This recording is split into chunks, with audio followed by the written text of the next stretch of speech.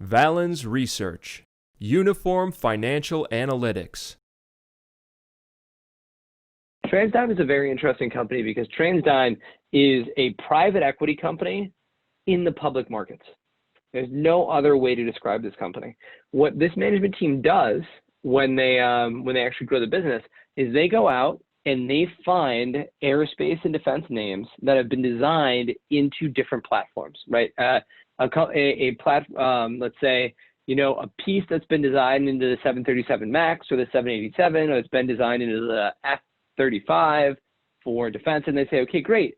I know now, because you've been designed into this piece of equipment, and because of the regulatory pressures, if I ever want to change anything about this equipment, about this aircraft, that you have stable cash flow visibility for the next 15, 20 plus years, and maybe even 30 years. So they go and they buy that company, they lever up to buy the company, and then they shut off R&D. They basically say, you've got a business now, you've got a cash flow stream, that's good enough.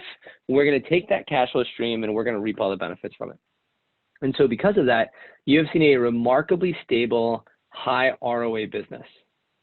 What's really interesting, though, is when you think about how investors think about a business like this, it's all about driving that organic earnings growth and that inorganic earnings growth.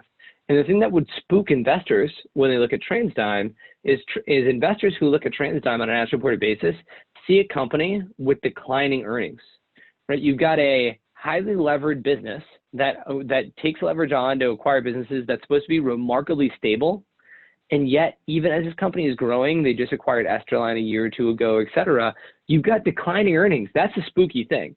That tells you, okay, wait, this management team may have actually broken the flywheel, and we actually may be seeing earnings decline, and that's a reason to run away from a business like this. Because the moment that you see a roll-up, see declining earnings and declining revenue, you're going to get upside down with the leverage very quickly. In reality, though, when we look at the uniform accounting data, what we can see is this isn't a company with declining earnings. Earnings ramped impressively. They almost doubled last year.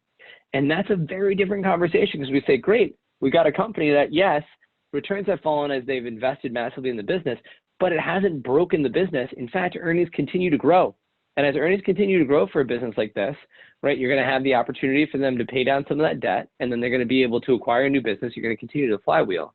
You're not going to see returns decline like markets are expecting. You're likely to see returns recover, and once returns recover, they're going to be stable and the company to continue to invest smartly. You wouldn't realize that, though, if you were looking at the as-reported metrics. You wouldn't see a company that's doing the right things in its growth. You'd see a company that was acquiring into lower earnings, which is a damning signal. Totally changes the conversation we're having. And really, that's the most important thing about uniform accounting is it changes how you're even thinking about the company you're analyzing.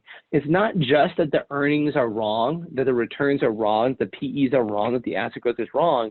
It's that those things being wrong changes how you understand the company's fundamentals and valuations in ways that will make you miss undervalued names and buy names that you think are undervalued when they're actually not. Valens Research, the world's leading source for uniform financial analytics.